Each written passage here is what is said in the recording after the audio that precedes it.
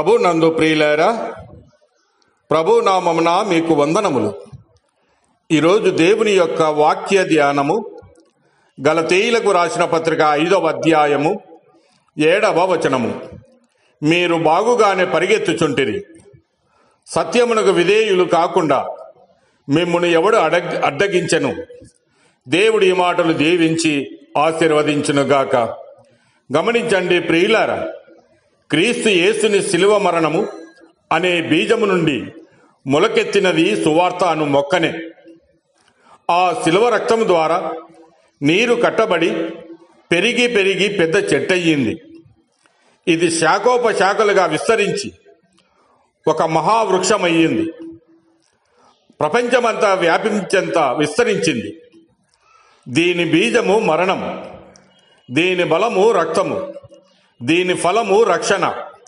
ఇది దేవుని ప్రణాళిక ధ్యేయం. ఇదే దేవుని అనంత సంకల్పంలోని సంఘము. పాతాళలోక ద్వారములు నిలవలేనిది ఈ సంఘము ఎదుటనే. అయితే ఈ గొప్ప సంఘము శాఖోపశాఖలుగా ఇంకను విస్తరించుటకు బదులు శాఖోపశాఖలుగా విభజింపబడుట మొదలయ్యింది. ఈ విభజన సంఘానికి బీజము సిద్ధాంతము, దీని బలము వాదములు, దీని ఫలము మరో విభజన. ఇది సాతానుని యొక్క ప్రణాళిక, వాని ధ్యేయం. ఇదే ఆ సర్పము యొక్క ఆది సంకల్పము. పాతాళలోక ద్వారముల ఎదుట నిలవలేనిది ఈ శాఖలే. క్రీస్తు సంఘము ఆవిర్భవించినప్పటి నుంచి కనీసము 600 సంవత్సరములకు ముందే ఇలాంటి నిష్ఫలమైన శాఖలను గూర్చి దేవుడైన యెహోవా ప్రవక్త అయిన హెజ్కేలు ద్వారా ప్రకటించిన స్పష్టమైన తీర్పును మనం గమనించవచ్చు. కావున ప్రభు అయిన యెహోవా ఇలాగూ సెలవిచ్చుచున్నాడు: నేను అగ్నికి అప్పగించిన ద్రాక్ష చెట్టు అడవి చెట్లలో ఎలాంటిదో, యెరూషలేము కాపురస్తులను అలాంటి వారే గనుక నేను వారిని అప్పగింపబోవుచున్నాను. వారు నా విషయమై విశ్వాసఘాతకులైరని దేవుని వాక్యము సెలవిస్తూ ఉన్నది. దేవుని పరిశుద్ధ నామానికి కలంకము తెచ్చుచున్న వారి విషయమై ప్రభు అయిన యెహోవా 2 ఆందోళనకరమైనటువంటి ప్రశ్నలను అడుగుచూ ఉన్నాడు. ఒకటి, శ్రేష్టమైన ద్రాక్షవల్లి వంటి దానిగా నేను నిన్ను నాటితిని, కేవలము నిక్కమైన విత్తనముల వలని చెట్టు వంటి దానిగా నిన్ను నాటితిని.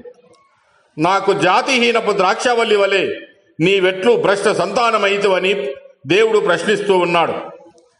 ఆయన దానిని బాగుగా త్రవ్వి రాళ్లను ఏరి అందులో శ్రేష్టమైన ద్రాక్ష తీగలను నాటించెను. దాని మధ్యను బురుజు ఒకటి వేయించి ద్రాక్ష తొట్టిని తొలిపించెను. ద్రాక్ష పండ్లు ఫలింపవలనని ఎదురు చూచుచుండెను గాని అది కారు ద్రాక్షలు కాయుటకు కారణమేమిటి? 2 భాగాల్లో కూడా శ్రేష్టమైన మాట దేవుడు తన బిడ్డలమైన మనలను గూర్చి ఎంతో గొప్పగా చెప్పుకుంటున్నాడని గ్రహించగలం. ప్రభు అయిన యేసుక్రీస్తు అను ద్రాక్షావల్లిలోని ద్రాక్ష తీగలము గనక మనము శ్రేష్ఠులమే.